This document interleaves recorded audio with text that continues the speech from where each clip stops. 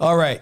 We're here with two of my very good friends here, Izzy Chavez and Nguyen, and they're with AIA. And so I've known Ty for a while, just being in the real estate industry, but I just met Izzy this year. And the things that you guys are doing is pretty inspirational, guys. Thank you. Appreciate it. Yeah, thank you. Thank you for having us. So let's start off with just kind of telling your guys a story and like what really drives you guys. Yeah, ladies first. For me? Okay. I grew up with a family that loves to invest in real estate, and it started with my dad's father, my grandfather. And in Vietnam, they used to be farmers. And when one of the farmer asked if he wanted to buy some of that farm, he ended up buying some. And when he passed away, that farm fed my grandma and all the kids. And it was the legacy. And I remember my dad telling us this story, and it really kind of stuck in my head. It was like a piece that was just sitting there. And as I went through college and I went through nursing school, nothing really fulfilled me. And I was always in search of that entrepreneurship. I knew real estate was something that was going to grow my wealth. And as I was sitting at work, I was like, I'm going to go into real estate, because during that time, I saw that my dad was building our house. Nice. And it just was this in Seattle? Seattle, yeah. Okay. It was funny because when we lived in the projects, we couldn't, we got kicked out of the project because my dad was making a little bit too much money. We got kicked out of the project, and he looked in the Vietnamese newspaper, and there was this family that was renting out their basement. And my dad called the guy and said, can we rent the basement? And I think it was like $200 for the entire basement.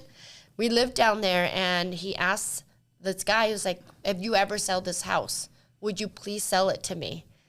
And within, I believe, 4 years of living in the basement, he ended up selling that house to my dad for $89,000. Wow. And that house had a piece of land in the back. And his friend came over, and he was like, hey, guy, you could subdivide this lot. And this is in the 80s, you know, like way back then when subdivision wasn't a big deal. Like, it wasn't a big thing, right? And he was like, I can? He was like, well, how do I pay for it? And he went through that journey. But just seeing my dad go through that journey and knowing that real estate, it's like you birth another asset every single time. And that just intrigued me, that if I can go into something, there's no lid. There's no cap of what I can be. So that's kind of how I got started. Yeah, I mean, I think that one of the reasons why I really resonate with both of you guys is we all grew up not wealthy, right? Yeah. You know, our families have, like my dad had 3 jobs growing up, and we weren't the wealthiest, right? But we learned hard work and just the grind, the hustle, right? It's one of the things that I look for when I look for partners. But yeah, Izzy, tell us a little bit about you and your upbringing. You have a very interesting story. I know you've shared it a lot. Yeah. I love sharing this story. I didn't realize how powerful the story is until I started, I opened up about it. And, like a lot of people would come up to me and they'd be like, wow, like your story's insane. Or I had something similar to that. My story is actually very similar to Ty's story, but it's also in ways it's very different. So I was born in the country of Mexico. My mother had me when she was 14. 2 years later, she's about 7-8 months pregnant with my brother. She's 16. And her and my dad decide to come to the States. For me, I didn't like, no one we come from absolutely nothing, from zero. I mean, we lived in like a mud house on some land that my grandmother owned. Mm-hmm. We didn't have no food. I think it was mostly like organic. Like you have a garden, you have,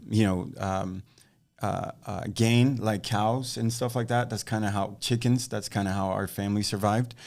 But it sounded like it was really rough. Not that I can remember it, just from the stories that I hear when my family gets together. So for me, if we fast forward to 2016, 2017, I was doing sales jobs for about a decade. And what I was really good at is I was really good at sales. And I studied sales for about a decade because I had a passion for it. And so I used to do telecommunications. And I would say my last year in sales, I got introduced to Rich Dad Poor Dad. For 10 years, I was already reading a lot of books. And I had a close friend who's my best friend. His name is Simret. And he's like, for the entire time I was reading, he's like, you need to read this book, Rich Dad Poor Dad. Well, finally, I think I was going through like a lot of John Maxwell stuff, a lot of sales book, like John Maxwell. I'm trying to think of some of these guys' names. Napoleon Hill, Think and Grow Rich. Mm-hmm. And then after Think and Grow Rich, and these books like were staples for me. There's a lot of self-education. I didn't go to college. I did graduate. I don't know how.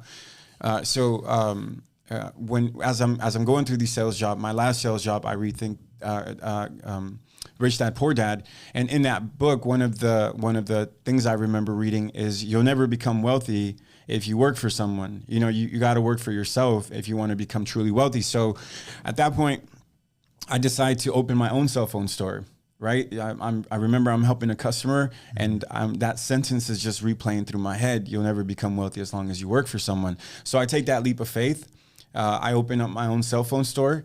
No idea how much work it was going to be. Mm-hmm. I used to think I worked hard when I had a job. Well, amplify that by 100 because you bring on all these new hats, and all of a sudden you become like the accountant, you become the inventory guy, you become the sales guy. Yeah. I mean, one of the things that we did, I've never told you this. We had a few services that we offered in the cell phone shop, and one of them was cell phone repair. And so I taught myself how to repair phones because that was just another way for us to bring people through the door. On my third year of doing this, right, I'm talking 7 days a week, every day. I was taking the bus. I lived in an apartment. So from my apartment, I would take the bus, and then the bus would take me to my store, and then I would just be there all day. And so I did that for 3 years, 7 days a week, you know, holidays, everything. And on my third year, one of my friends from my sales jobs, we were very good friends. His name's Jay Julius. Shout out to you, Jay. He's like, yo, I'm going to Rockwell. I'm getting my real estate license. And it's a 3-week course, 90 hours. So his first week, he's like, you should really look into this, Izzy. I'm like, bro, you're crazy. I'm running this cell phone store. I'm on my third year. I got momentum, and I'm like, I have no interest, right? Because I'm really like focused and disciplined on what I'm doing. So his second week, he's like, yo, you met Jay, remember Jay? The second week, he's like, you really need to look into this, Izzy. I'm like, dude, I told you I'm not interested.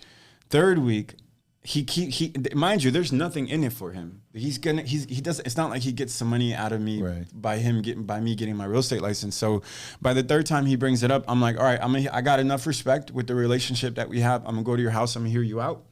And he explained A to Z what entitled the job of a real estate agent. And it wasn't until he got to the commission part where like light bulbs just went off. Yeah. And so he's like, yeah, you do X, Y, and Z, and then you get 3%. I'm like, 3%? What are you talking about? And the thing is, when you run a small business, you're really just making enough every month to keep the lights on for the following month. So, and if you're doing the accounting for the business, you know your numbers. And so when I saw it, I was able to I saw my future leap. If I was like, I think if I do this real estate thing, I can see the light at the end of the tunnel, because at the time I was in a really dark place, you know, when I was running the cell phone shop. And even then, so the following week I go to Rockwell. He convinces me. I go to Rockwell. I get my real estate license. I finish my 3 weeks.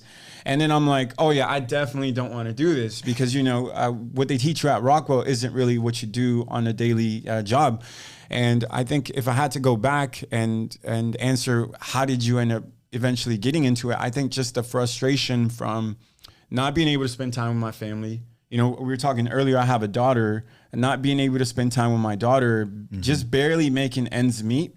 And I think one day I was just so frustrated. I'm like, let me try this real estate thing. And then it feels, this is very important.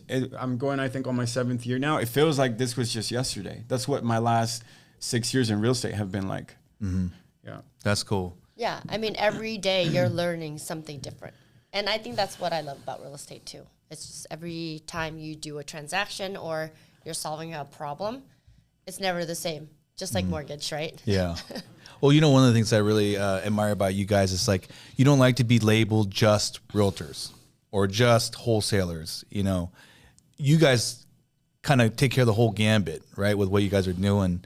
You know, you shared a little bit about, you know, your real estate career and how you got into it. Were you selling retail, or were you doing more flips in the beginning? You know, that's a great question that you're asking. And I love to answer this question because a lot of people ask me. So I get my real estate license. I hang it up at Keller Williams. And the first thing that I do is I'm big on learning. I take all these real estate classes to learn, okay, how do I do this job? How do I become the greatest at it? And as I'm learning through these classes, one of my things that I realized I was really good at was making calls. So I started calling my sphere of influence, which is the contacts in my phone. And I'm just I still remember the script like it was yesterday. Like, hey, blank, hey, this is Izzy. I just want to let you know, hey, Peter, it's Izzy, bro. I know we haven't spoken in a long time, but I just want to let you know, I just got my real estate license. I'm over here at Keller Williams. Who do you know who may be looking to sell or buy a house in the near future? Mm-hmm. And so I was calling and so I got so many leads from that, from just doing that. And the last week that I'm at Rockwell, a friend invites me over to his dog's birthday barbecue. I don't know why. Okay. So I go to this dog's birthday barbecue. I run into a mutual friend, and I'm like, hey, he's been in real estate for 4 years. He's at John L. Scott. And I'm like, oh, that's crazy. I'm getting my real estate license right now at, at Rockwell. And he's like, oh, that's cute. He's like, hey, have you ever heard of wholesaling? I'm like, no, I never heard of that. What is that? He's like, let me show you. He shows me a check for $100,000 assignment fee that he collected. And so what that did for me made more light bulbs go off. So then what most agents don't do, and I started doing, and it was really, really hard. Like it was extremely, extremely difficult. From the very beginning, I was messing with both of them, like messing with two girls. I was doing wholesaling and I was doing traditional real estate. And so I didn't know then, when in my early days of wholesaling, because I was around so many investors, developers, flippers, and they say birds of a feather flock together. Mm-hmm, yeah. And so I think 2-3 years after that, I became a flipper. I became an investor. Mm-hmm. I started buying real estate.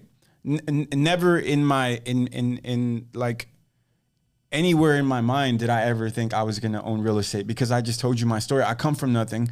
Like Ty's story, one of the differences is she has her father who kind of, and before that, your grandmother, right? Your grandmother, where she had the land and she divided it. I didn't have any of that. I didn't have my grandmother to split up the land. I didn't have my grandfather who set an example for me. I didn't have my father. My father was never in my life.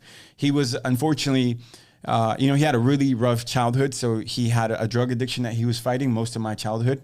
And so he was never in the picture. And I was raised by a single mother who was raising 2 children, no family, no male figure, didn't speak the language, and she's an immigrant.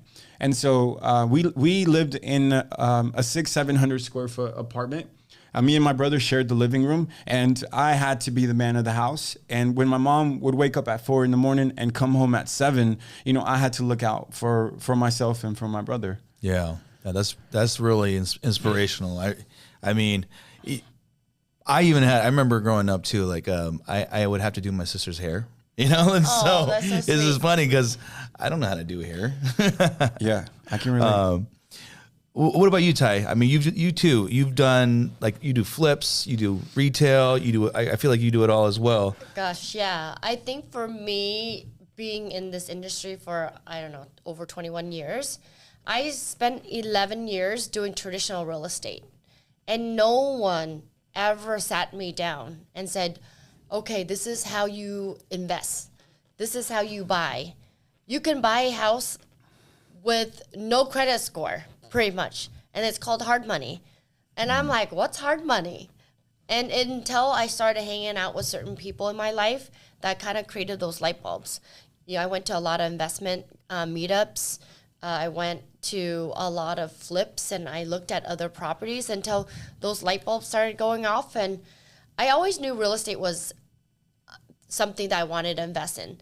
And I BIRD before BIRD was an acronym, okay? I mean, I remember living in a house, bought an FHA, 3.5% down, moved into it, rehabbed it, then moved out of it, and then bought another one and kept doing that over and over again. And I was driving an ugly Kia van with 2 kids in a 700 square feet home. I made those sacrifices because I knew real estate investment was my journey and I had to get there no matter what. And it was lonely because I was trying to figure all this out. No one really taught me. And until I started flipping and I started investment, I'm like, what, did we make 300,000? And once you see that, you can't unsee it, right? And I'm like, okay, so how many houses do I have? How many buyers do I have to close to make that amount? And so that transition was like, well, okay, how do I balance both without closing 50 homes, 40 homes? How about just doing 12 and focus half of my time on investment, finding off-market deals? And so that light bulb came, like, it was so clear that I start asking who else was doing this. And hence we kind of start working together because we wanted to help other people because we didn't have that. I didn't have that when I was in traditional real estate. Most of the brokerage out there, they only teach you how to list a house or how to work with the buyer. They don't show you what it takes to take on that project yourself and make that money for you. And I want to change that. I want to change that for everybody because the wealth is in the real estate. Not the traditional write an offer, close it. It's money you need to make for the down payment of your property. That's why, I talk about my shoebox story where I saved like 10 to 12 paychecks in a shoebox. Oh yeah, I saw that on social media. Yeah. That was my story because no one taught me how to put it in a portfolio, right? So I put it in a shoebox so I wouldn't see it. And every 6 to 8 months I'd open that shoebox and I go buy a house. That's cool. And so, well, let's talk about AIA. So Agent Investor Accelerator is what it's called. And so that's your guys' group, right? Yes. That you guys created. Tell me a little bit about that. Well, let me just go back a little bit how I started the agent investor community. I wanted to create a group of agents who understood and needed to learn more about the investment space. And I left Compass to join EXP because I knew if I grew a community, the EXP would reward me for it because I was doing it anyway, right? And so I transitioned over to EXP and I created this group called the Agent Investor Community. And I interviewed with a few EXP communities agents and I met Julie and Jacob and they were all about the investment side. Right, Julie used to own apartments. Jacob is a land guy, so they understood the off-market side as well. They know what a wrap is. They know how to do seller financing. A very creative way of doing real estate, and I needed that. I wanted that. That's my jam, and so I joined them, and we created this group called VIP. Julie already had VIP education, but I was like, if I come over, we got to put it on steroids. We got to get everybody in and train and teach everyone. And so we were running that. And then here comes Izzy over here, sending Alicia and I off-market deals and flipping with us and, doing wholesaling, right? And I said, Izzy, you're leaving a lot of deals on the table. If it's not a good wholesale deal or if it's not a good flip, you pass it. Well, why don't you refer it to me? And then I will see if I can list it. And then we could still split the commission. And he's like, And it didn't register yet because he was so heavy in the off-market side. And when we decided to join force, we said, okay, we need to create a coaching program because we're people are coming to us and asking the same question. And we don't have enough time in the day to answer all these questions. And so hence we created AIA, a 12-week coaching program to go through the traditional sale and also the off-market side of real estate and owning real estate and buying it for yourself and adding rentals, and bringing guest speakers to talk about hard money. What type of hard money? Gap funding, all kinds of ways, right? Bridge loans, whatever we can add and feed to our agents that we didn't have when we were in a traditional office. Right, right. You know, I remember coming to your guys' office for the first time, and I saw that picture that you guys had posted where it's a bunch of you guys in a group. And I was like, oh, what's this about? And you guys had that coaching program, which was free, and you opened it up to every agent, right? So, like, Izzy, tell me about, like, how that came about. Like, where'd you come up with the program? Where'd you come up with this idea of just, like, giving this information out for free? Well, we originally were going to only keep it at 25. I mean, there was a lot, man. There was, because she's so busy, and we play so many roles, we play so many parts. We're so heavy in our businesses, and like you mentioned earlier, we're not just real estate agents. You know, as everybody who knows her, she's a mother, she's a wife, she's a real estate entrepreneur. Like she just does it all. You know, she's just like a full tank, and it's the same thing for myself. And I'm sorry, I'm losing my train of thought. You were asking how AIA got started. The coaching, how that all started. We let me go back a little bit and just talk. By the way, this is just so you know, she knows it, and I want everybody to know it because I love her, and she's also my hero. And so one day, back in the day, why it took me so long to join her team is for the 6 years that I was in real estate, and I was most of the time it's investing. Like let me try and like stay on course because my brain is just jumping all over the place. I had a Celsius this morning, and I had a coffee right before I came here. So there was one day, the way I met Ty is through her best friend, probably one of her best friends. She calls her wifey, Alicia Saturn. Yes. Hi, Alicia. I hope you're watching this. That's my wifey. And so when I used to wholesale, first of all, I had no idea what I was doing in the very beginning. I just, I knew we were going to try wholesaling. It wasn't what it is today. Like, people didn't talk about it. And that's what made us so successful. There just wasn't a lot of people in the field, when I first started. And so, I'm learning everything, like one thing at a time. I'm like, okay, how do I find off-market properties? Okay, I start learning what's driving for dollars. Okay, how do I get in contact? How do I find the information for these sellers? Okay, there's an app, or I can pull a list from Title and get their contact information. What do I say to these sellers? Okay, there's a script. I have the script, and so it's just learning that whole process. Well, Alicia came into the picture in the very beginning, where what she would do, because I didn't know what I didn't know. I would call her, and when I had an off-market property, I would buy everything if I could go back, but I just didn't know what I didn't know. I didn't know that somebody didn't tell me, Izzy Chavez, you can buy real estate. So Alicia would bring me, she had all these relationships. She would bring me investors, and then, I would charge my wholesale fee. Alicia would charge her fee.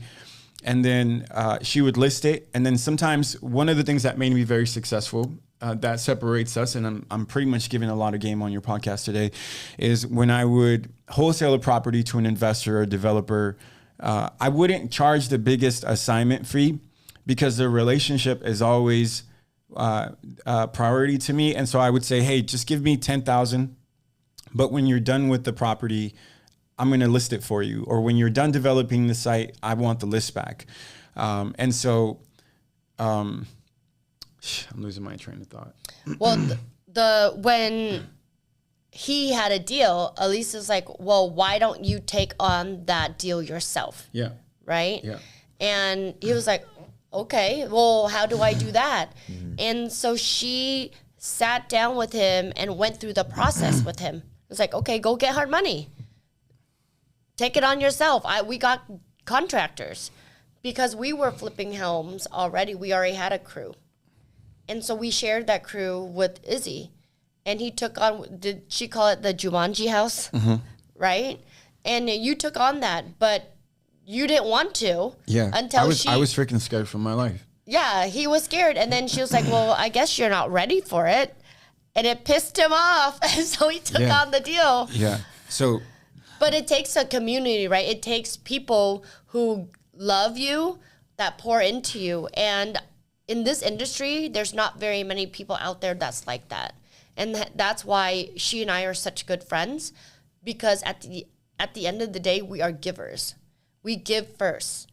And we know that we will receive one way or other. But we always give first. We pour into the people in our community. And that's why we always get first dibs on good property. Because people know where we don't mess around. I was going to say F around, but, we don't mess around. We say we're going to do something, we're going to do it. And we pour into people like Izzy, and she had asked him to come speak at our 10X event. Yeah, I was going to ask you about that. Yeah, so the girls and I, we are, the creators of 10Exit. We call it 10Exit Real Estate.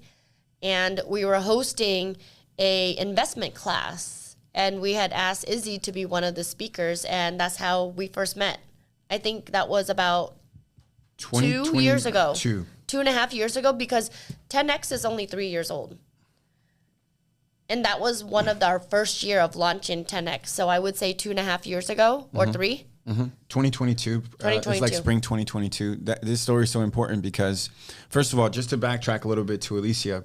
So I'm wholesaling, right? I know the formula to wholesale. And so I have this amazing property. And I had so much love for Alicia because I just watched her. She went from wholesaling with me. She would help me do my staging. She starts doing hard money. She starts investing. And we do it all. She just freaking took off. And so I find this property, and I'm very loyal, right? That's a conversation we were having earlier where I probably have 1,000 buyers, but I'm very loyal to the people that have always been there from the beginning. And so Alicia is one of those people. And so I bring Alicia to this house. We call it the Jumanji house. And this is what's strange. This is what's strange about this story is there's so many, I would bring so many investors to these houses. And of course they're like, we'll take it. Well, yeah, I'll take it. Like Alicia is like, how much money do you have? And at the time I was saving every single dollar from my real estate and my wholesaling business. This is like right around COVID time. I'm like, I got like 100,000, and she had just started doing hard money. And she's like, this is so unselfish of her. She's like, you can do this by yourself. Mm-hmm. Yeah. And I'm like, what are you talking about? Like, I brought you here so you can wholesale it. She's like, no, you can do this by yourself. I'm like, well, I don't have 300. I had it under contract for 300,000. I'm like, I don't have 300,000. And she's like, well, I can get you a hard money loan. I'm like, well, I don't, just a fear. I don't have a contractor. She's like, don't worry, I have a contractor. And so, because was that your first flip? That's my first flip. That's the Jumanji house. And because I was working with so many flippers, investors, it would take them probably 6 to 9 months to do this one. We did this in 60 days. Made the biggest check of my life. Took that whole check and bought my mom her first house. Nice. I still haven't seen a dollar from that house. Yeah. Just because I'm always buying real estate. But anyway, so fast forward. Maybe like a year later, and I'm just grinding. She sees that I'm grinding, and like, hey, do you want to come speak at this event? I'm like, why the fuck would I want to go speak? I ain't got time for that. I'm fucking driving for dollars. I got to put up bandit signs tonight. I got some door knocking. Like, is there some money there for me? There's not. But they would just kept pressing on it, and so the reason why that story is so important is, I'm there. And there's this other gentleman that is a part of our community. His name is Rob, and Ty is there, but I don't know Ty. And so Ty speaking first, then Rob speaks, and then I speak. And as soon as this woman started speaking, I was just like, I was in a trance. I'm like, oh my God, who is that? Because she speaks with so much conviction, so much passion, and you can just. It comes out very, very strong. And so I was just in a trance, and I'm like, man, who is that girl? It was so bad that by the time they got to me, I just wouldn't remember the question because I was so locked into all of her answers. So that's how we met. We end up doing another event. I moved to Florida. I come back from Florida. They asked me to do where I'm like the main speaker of the event. Yep. And on wholesaling at Maplewood Golf Course. Yeah. And I think we had over 250 people show up. It was a great turnout, and it was so good. Nobody wanted to leave. the whole place, I mean, the staff were like, you guys got to leave. Yeah. And then so we end up leaving and standing outside just to hang out and talk more because it was such a good vibe. It was such good energy. Every time we do a 10X event, everybody's just very loving, supportive, and everybody's on one equal playing field. Mm-hmm. There's nobody that walks in that thinks they're better than somebody else. And I think that's what makes 10X so successful, is that we created this community where all the investors that come together, they feel safe. Mm-hmm. They don't feel stupid for asking dumb question. There's no dumb question. A dumb question is a question unasked, right? Do you think that most of the audience is more millennials or Gen Z?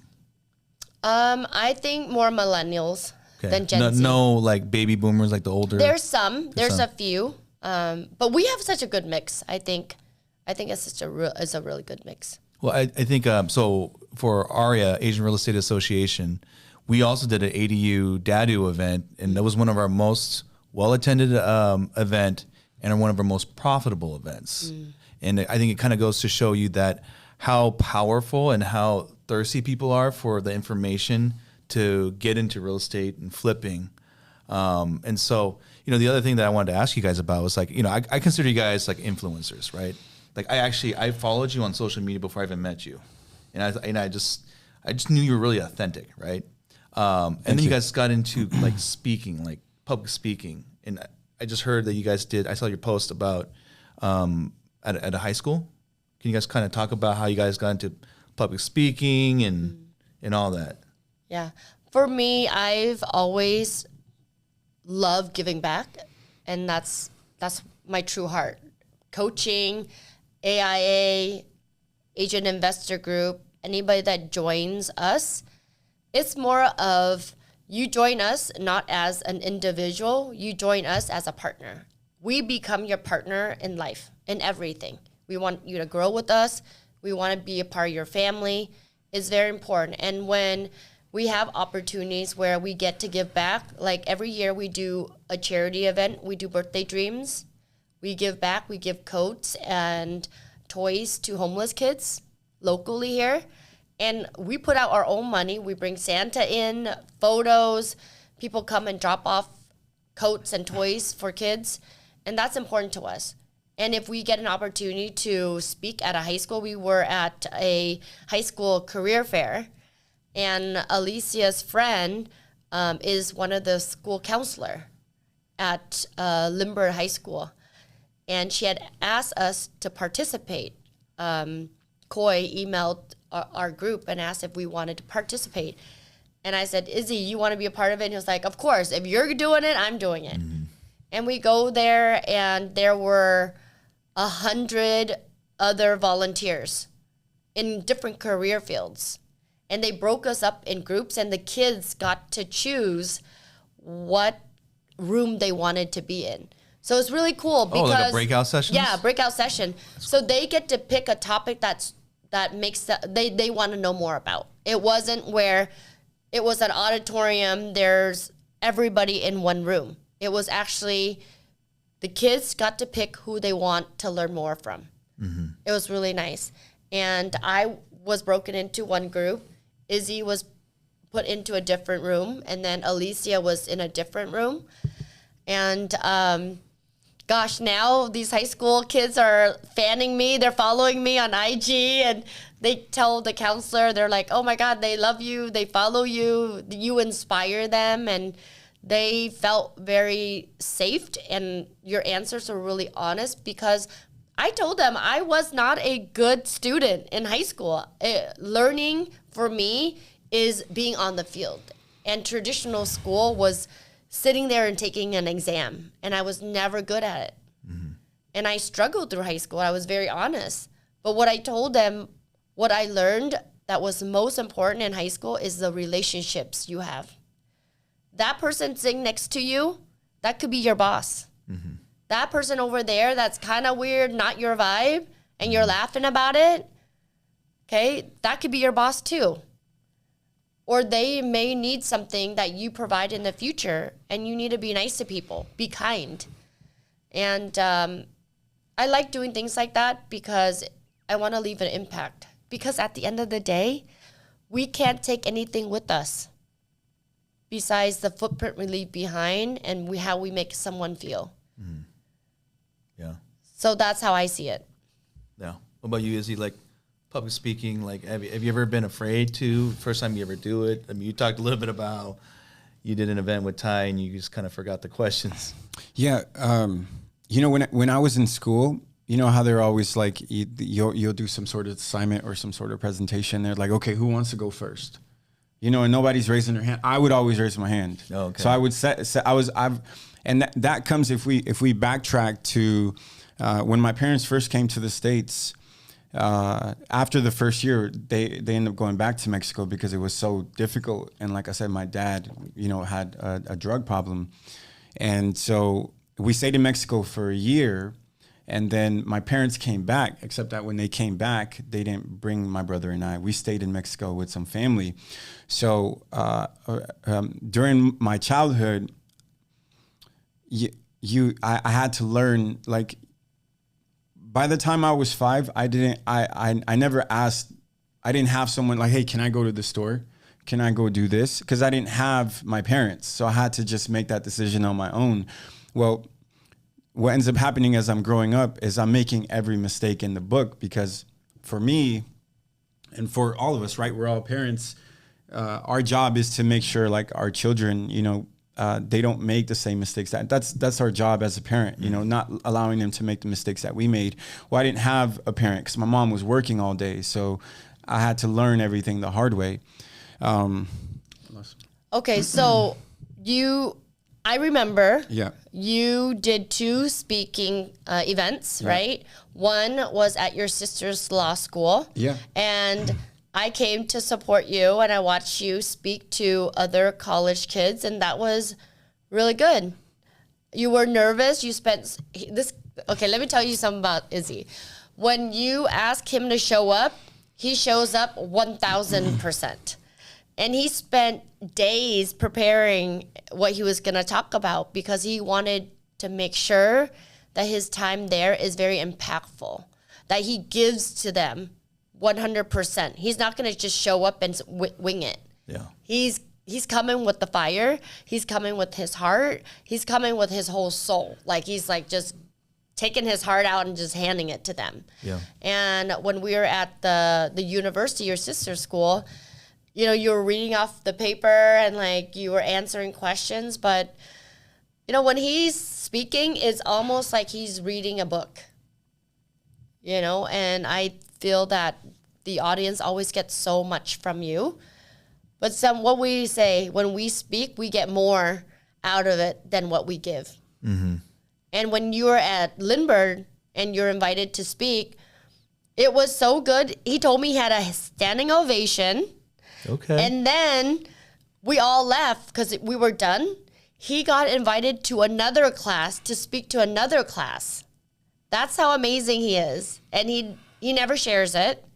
It's only, you know, office talk between the two of them. Mm-hmm. But when he shows up, he really, really pours into these kids, these people. And I love that about you. You always give so much to people that there's days where he crashes. I'm like, are you okay? And it's like, I'm just dead.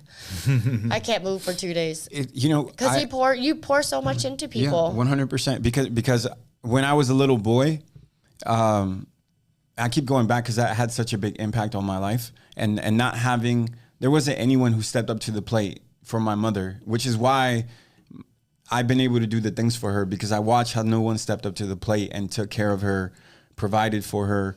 I mean, my mother struggled up until I got into real estate. And then once I got into real estate and I started making all that money, I'm like, this shit, I knew since I was little, this shit I'm going to break these cycles. And today at 34, I've broken cycles. You know, I've already set the foundation. My sister goes to Northwest University. You know, she's 19 and she did running start. So this is her last year. And then she's going to law school after this, you know, and all credit, you know, all glory be to God. I wish you know what I try to do today is I try to, and for AIA, for all the public speaking, for when we get asked to do all this stuff where, you know, most people are like, what's in it for me? I don't think that way. It's just, I want to be that person I didn't have as a child. I wish I had an Izzy Chavez. Okay, let's talk about when you were at Lindbergh and you were speaking to these kids. Okay, let's walk through the experience. Okay, let's talk about the experience, right? Let me ask you questions because we had a conversation about this. They had asked a few questions about your journey, what are you different, and things like that. When you kind of got up and spoke to the kids, what did you say to the kids that made them stand up and clap for you? Like you had a standing ovation. What was that? Yeah. So to backtrack, 'cause I want to talk about God, because God is everything to me. I'm nothing compared to God, but I am something because he lives inside of me. I'm a part of him. I'm his son. So I prayed, you know, probably up until that event, and I didn't ask for any of the questions. I said, I don't want to know the questions. I'm just gonna go there. And then I spoke to God and I said, God, just speak through me. You know, speak through me. And so there's probably like 30 plus students in each of these sessions. And so the second session, there's a few students that reminded me a lot of myself, and I was like an F student. I first of all, you'd be lucky if you caught me in class. I would just not even show up to my classes because there's nobody to hold me responsible when I get home. You know, like my mom's checked out; she's just trying to put food on the table. So I'm looking around the class as I'm speaking and I'm answering these questions, and I'm noticing like 5 or 6 individuals that kind of have their heads down and, you know, they're not really paying attention, and so.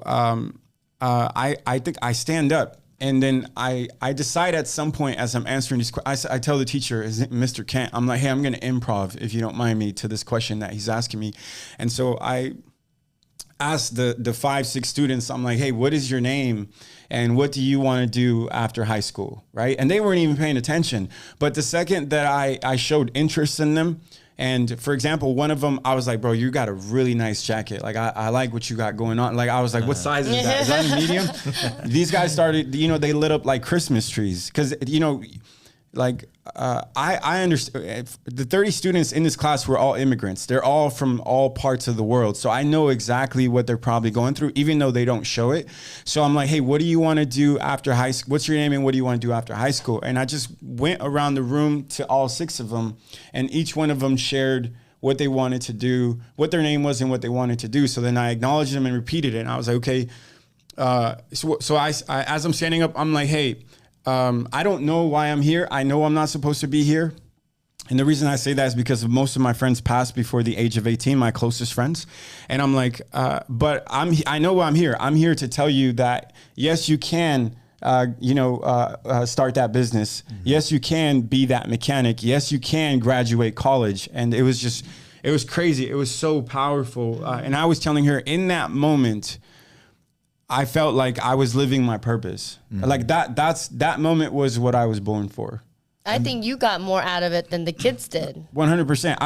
I'm still processing those emotions. It felt like I was almost got a chance to go back in time and, like, you know, tell my younger self, I love you. Yeah, that's deep. That's deep. I mean, you know, do these kids know what they wanted to be when they grew up? Because I didn't know when I wanted to be in it. They kind of have an idea that they want to be an entrepreneur. They want to have a business, their business mindset. So we had someone from Pokemon there. We had people who started their own detailing business. Your group had, who else did you have in your group? Just different trades. Yeah, I had a plumber and, like, you know, someone who does some sort of IT. He worked at Microsoft for like 20 years, and he now worked for like a overseas television network. Right. So there's a lot of different career fields that were there. Yeah. And the kids got to ask certain questions. There were medics there. There were nurses there. So it was a great community for them to ask questions. What do I need, who I need to be, or what kind of grades, or what are the things I need to do after high school to set myself up for success. And our friend Coy, who set that up, she was like, that was the most successful career fair she's ever had. And the kids were still raving about it. That's cool. And you know, for me, that was more successful than that was 1,000 times more like gratifying than any check I've ever gotten. Mm-hmm. Yeah. I felt more joy doing that than the biggest check I've ever gotten. Yeah. Yeah. Let's switch gears here. You know, like one of the things that for me gravitated me towards you guys was like you guys is giving. Right, you guys leave your office open for any realtor to come in and work, and you're not even trying to pitch in on joining you guys, right? So, let's say a new person that wants to get into investments, you know, wants to create their real estate portfolio. What would be your advice to them? Yeah, so for me, somebody who's first of all, I would tell you because most, you know, Grant said this in the room once. Grant Cardone, I was in the room with him, and he's like, do you know what's another word for broker? I mean, for real estate agent, and everybody's like, realtor, and he's like broker. Because they're broke. And so my first introduction to you know, this is a crazy story. I think Ty knows the story. My first day when I go to this Keller Williams office to hang my real estate license, guess who's speaking? That moment, that day, as I'm there, like within 5 minutes of me signing paperwork. Thatch. Oh. So that was my first introduction. And so my friend that I'm with, who's, you know, kind of guiding me through. He's like, yo, I didn't know who Thatch was. I didn't know anything about real estate. He's like, this guy's a big deal. You want to go hear him? I'm like, yeah, of course. And so getting that intro with Thatch, where he'd been a real estate agent already for 30 years, Thatch was like standing up there and telling the people in the room, like, hey, I've been doing this for 30 years. This is what I would do differently. And so I would just say, like a lot of the people on our team, a lot of the people in AIA, a lot of the people that we work with, we tell them, hey, you can buy real estate. You know, there's a saying that says, don't wait to buy real estate. What's the rest of it? Buy real estate and wait. Like, you know, I have people where, you know, they work, you know, they're not even in the real estate field. And they're like, hey, I want to get into real estate. How do I do that? How do I become a real estate investor? Hey, buy your first house. Like, it doesn't have to be a flip. It doesn't have to be a wholesale deal. But buy a house with opportunity. Don't buy a house for the sake of, oh, you're going to have this giant house. We're going to entertain and you're going to look good. You're going to live this bougie life, you know? Buy real estate to invest. Start there. Yeah. Don't buy real estate to impress people. Buy real estate that makes sense. And I think that's what a lot of people don't realize, that real estate is you're going to live in there, but it's more of an investment. It's very rare that someone lives in their house for 30 years, right? The average person who lives in their house is about 5 years. I would say 5 or 10. When you have kids, it's a little bit longer because they go to school, right? But majority of people upgrade or change every 5 years. And I say buy a big enough house that you can grow into it, not out of it. Mm-hmm. Because then you can keep it and then buy another one and another one. And, you know, Favi joined our community in less than 1 year. We went to the appointment with her and we said, you buy this property and you keep it as a rental. And so she did. But it takes people that want you to win, that's there for you to tell you that. Mm-hmm. Otherwise, you'll walk right by and you won't know. So I think it's really important to buy real estate to save. You know, it's funny. I drive by and I see older women who's like 60, 70 doing open house. And it makes my heart sad because I don't want to be doing open house at 60, 70. Yeah. I've seen agents live in an apartment because no one taught them how to look for deals themselves. And we want to be the change of this industry. We are the change of this industry. We are showing you how to lock up properties yourself, how to wholesale it, how to keep it. How to rehab it, how to refinance it, everything. How to develop it. You know, like, did you say the financing? Like financing? A to Z is what AIA is. You know, when I was, I would call somebody and it was like pulling teeth. You know, my first year of wholesaling, I took just about every dollar. You know, I could have bought a nice car. Like that's the thing in real estate. Like let me drive. I sold my first house in a 1997 Honda Prelude, and I had my clients in the back seat. It's a coupe, and every time we'd go over a bump, it would scrape. but I had to pull. Nobody would even like, hey, can you share your assignment contract with me? No. How do I run numbers? No. Do you have a contractor? No. Like nobody gave me anything, and so now that you know I'm in a position, like it's God blesses me so that I can bless others. Amen. Yeah.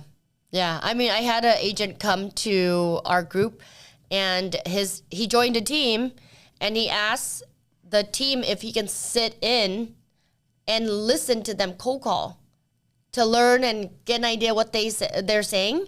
And they said no to him. And I'm like blown away. I'm like, why would you not let someone sit and listen to what you say? It's not that big of a deal. They're not going to go steal your client. They're not your competition, because you know what? We all know, right? 9 out of 10 of them won't even do it. Right. There's even, you know, because our team is growing so much, the agent investor team. I mean, it's beautiful. We have something so special. The foundation of our team, which I think is very, very unique, is love.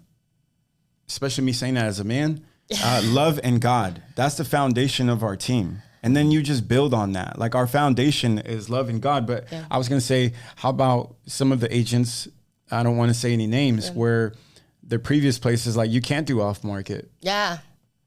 It's crazy. You know, I one of the agents texted me and said, oh, one of the office said I can't do off market deals. I'm like, why not? Why can't you go and buy a house on your own? Why does it have to go through the broker? These deals are being done all the time. My dad does all his deals off market, probably half of it cash too. I don't know, whatever. But you maneuver through it. And I think that the real estate industry is going to change, right? And so I know that the big brokerages are they do that because they want to monetize it, right? Right. And so I think it's great what you guys are doing. Yeah, Izzy calls our office Disneyland because that's where all the magic happens. All right. Well, there you have it. I want to say thank you to Ty, Izzy, the AIA group. They're going to be starting their coaching program in 2025. So reach out to us and we'll get you some more information on that. Yeah. Thank you so much for having us. Thank you for sharing our story to the world and the community. Every story makes everybody better. And if you need to buy a house, you know, reach out to my guy, Peter. Yeah. He'll get you pre-approved. And also, bro, thank you for, you know, always showing up for us. Like, you know, you always show up for us whenever we need like training or stuff like that for our agents. So we appreciate that. Yeah, that 1031 exchange class was fire. Yeah. Well, I'm looking forward to collaborating more with you guys in 2025. Yeah. Yep.